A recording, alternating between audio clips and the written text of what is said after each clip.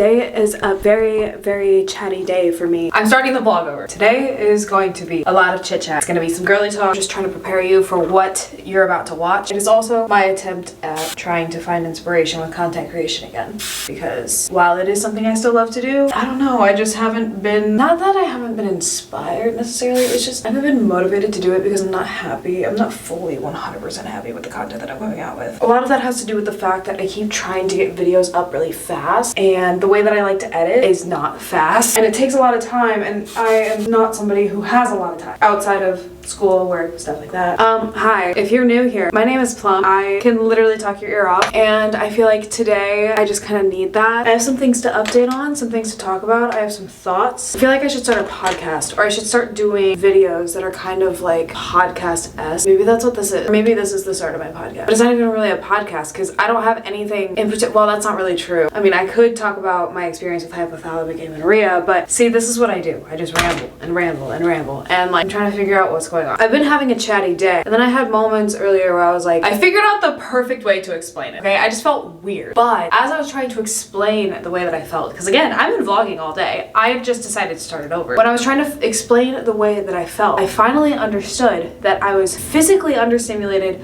but mentally overstimulated at the same time. It's a very uneasy feeling, very unbalanced. I'm not a fan. Oh no, I need to change these leggings. Give me just a moment. Very sorry for that interruption, but those leggings were literally giving me body dysmorphia. A lot of it had to do with how they felt on my skin. I don't know if that makes sense, but I feel better now. I have my brown leggings on now. The knee's a little bit messed up. Yes, we have my brown aloe leggings on now. I have a lot of things on my mind. I also feel like very stimulated right now. I think part of that has to do with the fact that I just ate. By the way, newsflash, food is fuel. Let's bring it back. Let's slow down. Let's grab some water.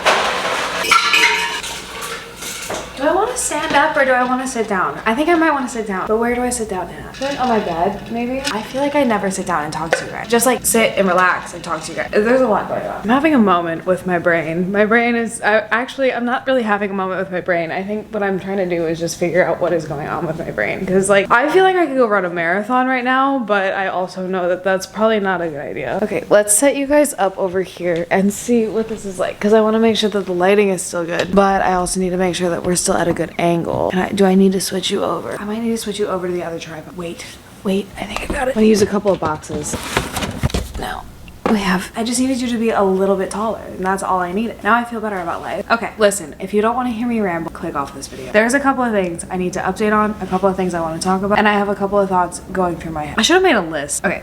First, I had finals second to last week of March. Today is April 7th. I know that I probably already put the date, but just so that we have context, we're at the beginning of April. Second to last week of March, I had actual finals. My birthday was on a Sunday. My birthday is March 16th, by the way. I would have recorded something for my birthday, but if you've been watching since last year, the fact that I work in the restaurant industry and my birthday is the day before St. Patty's Day, it just doesn't line up very well. Like, I had to work on my birthday. I had to work the day before my birthday, and Chicago St. Patty's Day is huge. It doesn't make any sense to miss out on that kind of money. Like, whatever. Long story short, I just didn't record on my birthday. I had a great day, but we just kind of pushed that off, right? The week before my birthday, so like the week leading up to it, was all of my final papers. My dad came to visit. There was like a lot going on. I didn't really record anything to update on that because for me personally, this is a very big deal. If you're not new to this channel, then you would know I switched my major. I was a business major and now I'm a science major. Cellular and molecular neuroscience, if you want to be actually exact on like what my major is. I was business administration with a minor in finance originally. This is a very big switch. And one of the papers that I was working on, which I know I mentioned in the last vlog that I did, was an ethical position paper on the use of embryonic stem cells in research for heart disease. That was the topic of the paper. I know that I didn't mention the topic in the last vlog, but that was the topic of the paper, and it was the hardest assignment that I had last quarter, but it was also a testament to, am I able to change my writing style? Because writing for business, completely different than writing for science, obviously. We did an annotated bibliography, a detailed outline, and we got feedback on both of those before turning on the final paper. And on the annotated bibliography, which if you don't know what that is, it's literally just finding sources and then summarizing them, we got heavy constructive feedback just so that we would have an idea of what the professor was looking for. Let me also mind you that this professor wrote the textbook for the class, so if this gives you any kind of idea as to how much prep pressure I was putting on this paper. I spent so much time on it. Long story short, I got a 95, which was crazy because I started off the quarter getting feedback recommending me to the writing center, which is never really what you want to hear. But it was because the way that I was writing was based off of what I had learned from my experience in marketing. I've also just never spent an insane amount of time working on English or writing as a subject. This class, it was ethics of health sciences, by the way, it pushed my boundaries and it helped me learn so much. The fact that I got a 95 on this paper blows my mind, just again based off of how I know the teacher grades. And anyway, I got really good feedback on it. The claims that I used within this argumentative paper were very scientific based. It was also a test to me as to like, did I make the right decision switching? I have felt like I was on the right path with the change in major, but there is always that imposter syndrome or that self-doubt of like, am I actually capable of doing this? Because going into something like cellular molecular neuroscience or just neuroscience in general or any kind of science, any kind of STEM major, but going into that, I knew that I would have to dedicate literally my whole life to it. I would have to take my time to study. I would have to take my time to rewire the way that I write, the way that I think, the way that I live my life. This last quarter was also a really big test to see if like the craziness of my life would allow me to do well in this major. I support myself in the third largest city in the United States. I also moved last quarter on top of just little life things like car troubles and the winter in Chicago sucked, seasonal depression and all of that. Like last quarter was a really big test for me to see, one, how I felt about the classes, two, how I felt about the subject matter, three, how far I could actually push my limits and what would come out of that, four, is it even really possible for me to be able to work as much as I do or work as much as I need to and dedicate at least 2 times as much time to school as I was previously. And all of that was confirmed. And that's not just by my grades. I did finish last quarter with a 4.0.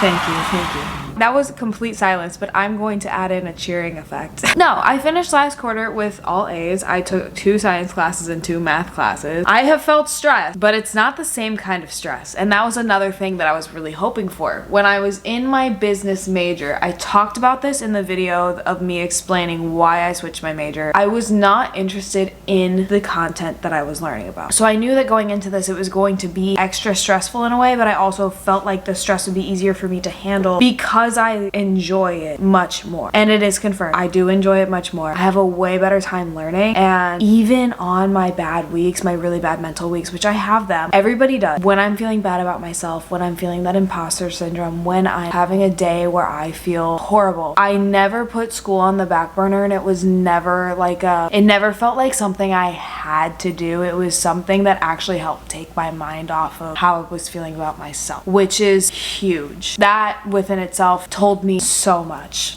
That's my update as far as my major. Now with my concentration, I haven't taken any classes necessarily towards my concentration. First of all, I need to backtrack a little bit. If you don't know, I don't know how it is with all STEM classes. I would assume it's most science classes at least. You have to declare a concentration. So what within the neuroscience field am I going to focus on, right? So the different concentrations include pre-health, which is what I was. There's cellular molecular, there is behavioral and cognitive, there is, I want to say it's like integrative or something. There's a couple of other ones, but I decided to switch my major from pre-health to cellular molecular because through doing research on stem cells and also some of the genetic markers for alcoholism, I wrote a nature versus nurture paper for psychology. Seeing the way that my brain worked and deep dove into the very specific details of actual cytology and genetics and like how interested I was, that is what made me change my concentration. Long story short, the whole reason I brought up my concentration is because I can't say if switching my concentration was the best thing for me as of this moment. However, I still stand by it. I just haven't taken any classes towards it. Moving on to this quarter, I am taking Introduction to Philosophy, which is a philosophical inquiry course. It's kind of a gen ed. I'm also taking another gen ed course, which is a religion course. It's Women in the Bible. If you don't know, DePaul is a Catholic university. I don't have any religion courses, and I only have to take one, thankfully. They actually already filled another one of my religion courses. I think just because I had so many extra electives from whenever I transferred. I don't want to spend more time in non-science based classes than I have to. Water break, sorry.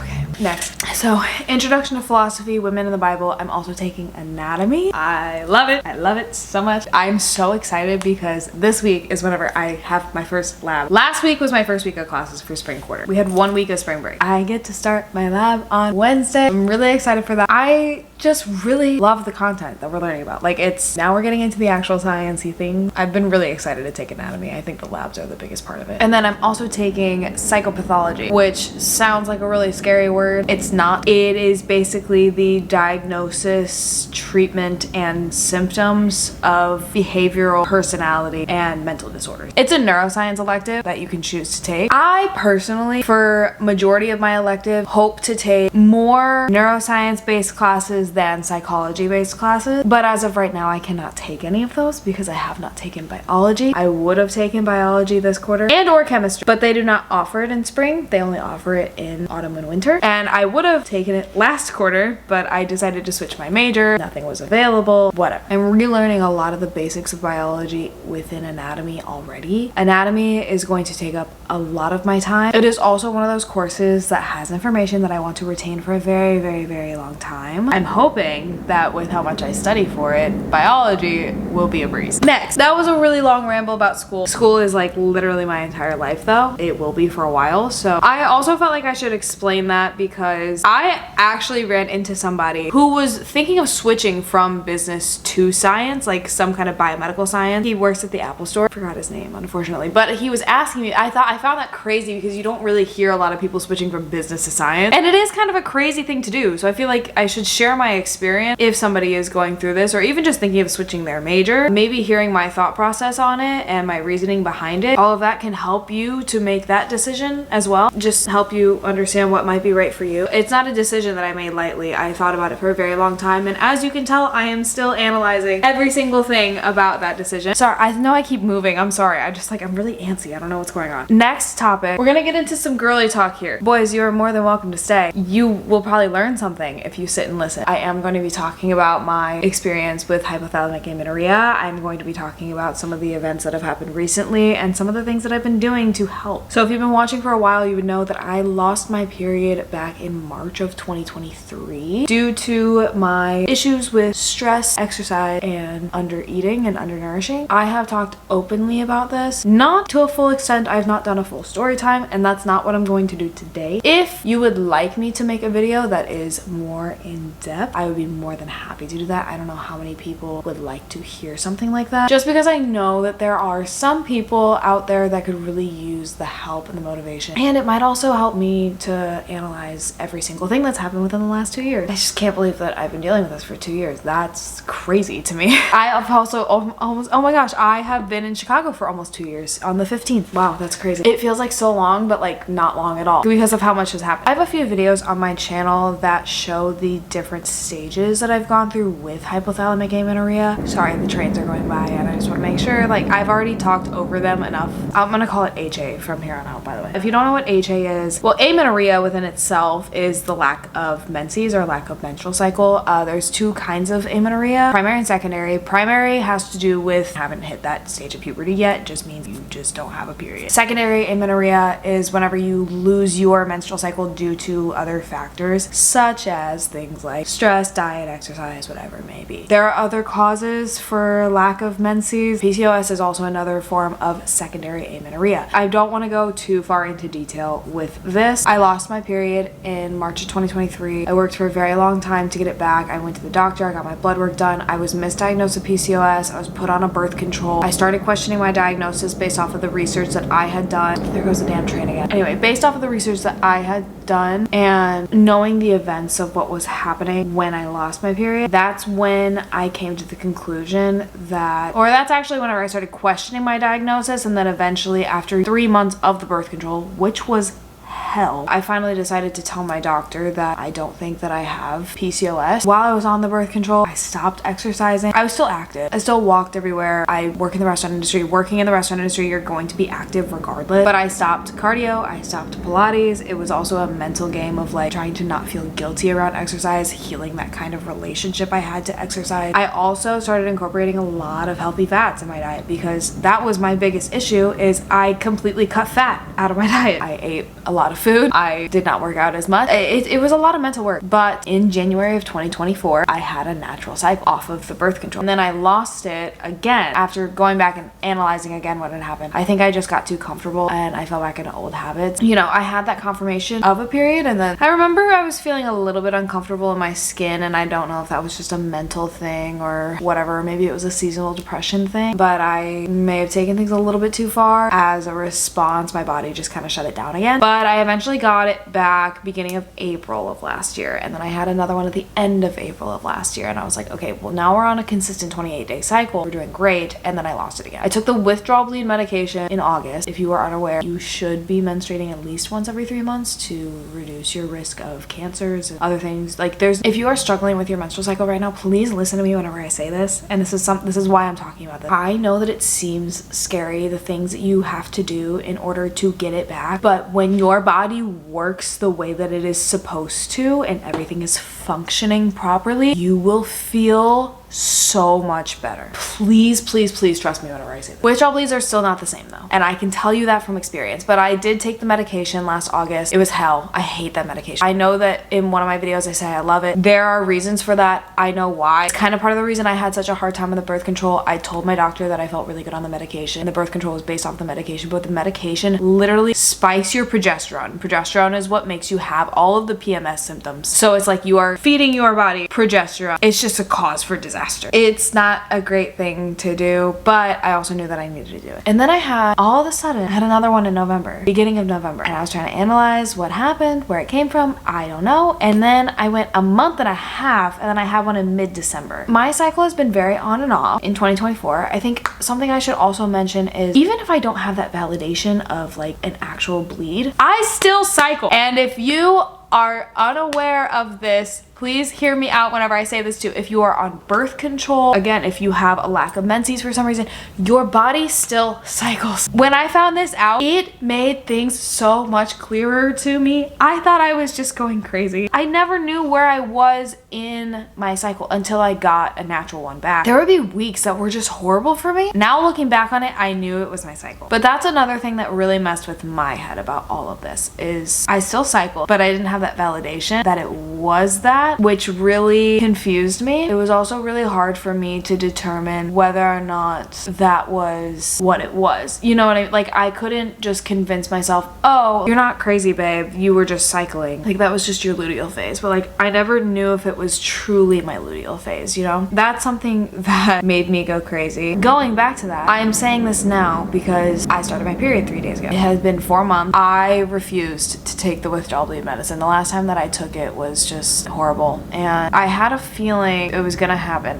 There was just something in my gut telling me, so I refused to take it. I told myself I would go another month, and if it didn't happen in a month, then I would call my doctor. And I did have it. I'm on it right now. So incredibly happy. I feel the need to talk about this because I'm now on day 3 of my period, and the difference I feel in myself, it's honestly astonishing. There are so many things that I have struggled with as far as just even mindset, or like the way that I see myself, my perception. Your hormones affect everything. If those bitches aren't in balance, you're not gonna be at your 100%. Today is the day I'm finally like starting to feel better about my life. I feel my body relaxing. That's another thing too. I think that I feel so pent up all the time because it's just like my body is, I don't know. If your hormones aren't working right, there's something wrong and your body is trying to tell you that. I personally feel the inflammation and the water retention going down in my body. My mind is clearer. I see the world better. Like it's insane. It's insane. I'm starting to feel better. My energy is getting back up. Something that I have been working on. And the reason that I felt like it was going to happen is because I've been really cautious with, especially over this last month, I'm really cautious with my fat intake. Something I've been doing deliberately every morning is eating eggs, because I still have some issues, which I'm really trying to break them. And I'm doing a lot better. And I'm also making this video for future me whenever I look back at this and I'm like, if I get into a bad headspace with knowing like like I should be eating certain foods and like I start like restricting or I start going to different whatever, I do still have some struggles with that. But if like I want to make this so that I can tell myself, no babe, please fight those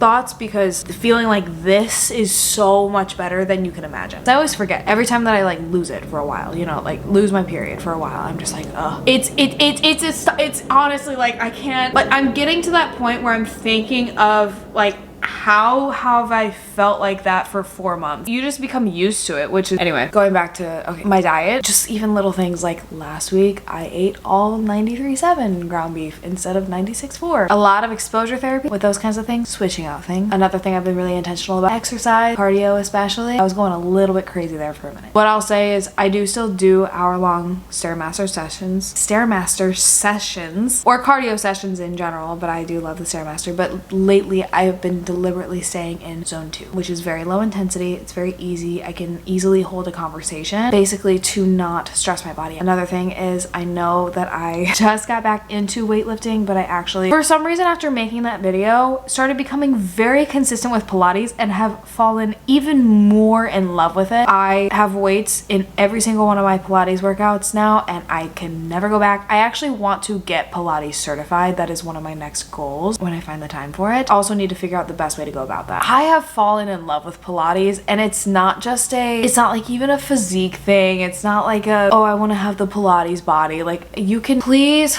listen, when you think you are doing something to get a physique that you want, there are things that you can do to enhance different things or whatever, but you're never gonna look like somebody else. It doesn't matter what you eat. It doesn't matter which one of their exercise regimes you follow. It like you were just not gonna look like them. Now, if you want to change your physique, that's cool, but just also understand that your genetics are your genetics. Your body is your body, and the fact that you look so different from everybody else it's a beautiful thing. But don't try to strive to be like somebody else. Sorry, that was a whole other side tangent. But my point is, like, Pilates, I don't know, I've said this I think since I started it, and now that I'm like getting even more into it and I'm adding more to it, it's like I just feel so mentally clear. It starts my day off so well. The breathing exercises in it, oh my gosh, like I think it just centers me. Anyway, I want to get Pilates certified because, well, one, I want to learn how to properly use a reformer. I've actually still never tried a reformer Pilates. But two, I want to learn about proper form. I also think it would be really cool to hear about the history of Pilates and how it kind of evolved, because obviously you get Pilates certified, you're gonna find out all of the nitty-gritty details of it, right? And three, like I said, I think that it would just be a really good side hustle. I think it would be a really good community to get into. Now, when that is gonna happen, I have no idea. I literally have no time right now. So much to do, and we're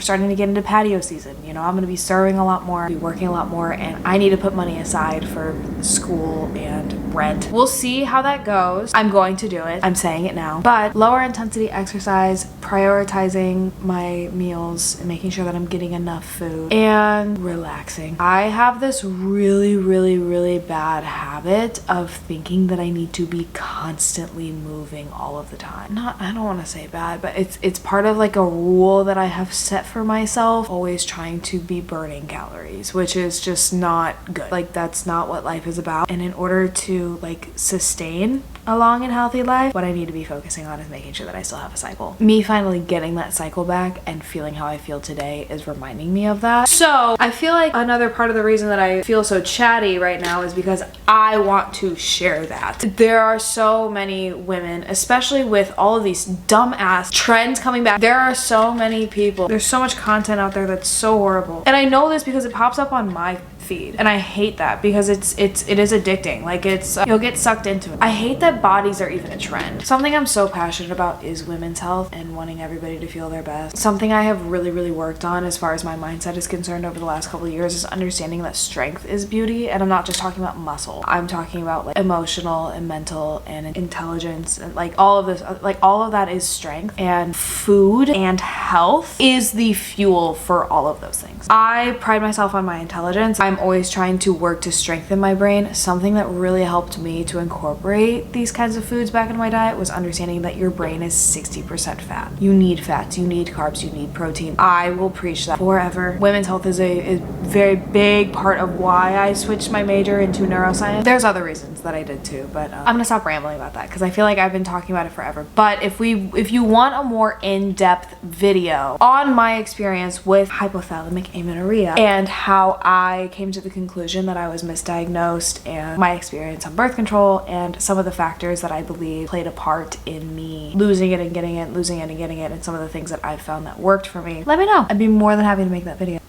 Excuse me. I'm keeping that in. I'm keeping that in. With that being said, that's my update for right now. I have some other personal things going on. I'm not gonna get too much into detail about that. But overall, I feel great. I feel excited for what this quarter has to bring in school. I feel just better than I have in a while. And I think that I just wanted to share that. Let me know if you like this style of video because I'll make more. I can always ramble. I always have something to talk about. I vlog all of the time. I never just really sit down and talk. And if I should like start a podcast or something instead, or just do like podcast-esque videos here and there, let me know. I think that'd be fun. Switching it up from the normal daily vlog. Okay, make sure to hit the subscribe button down below if you have not already. I'll see you guys in my next one. Bye.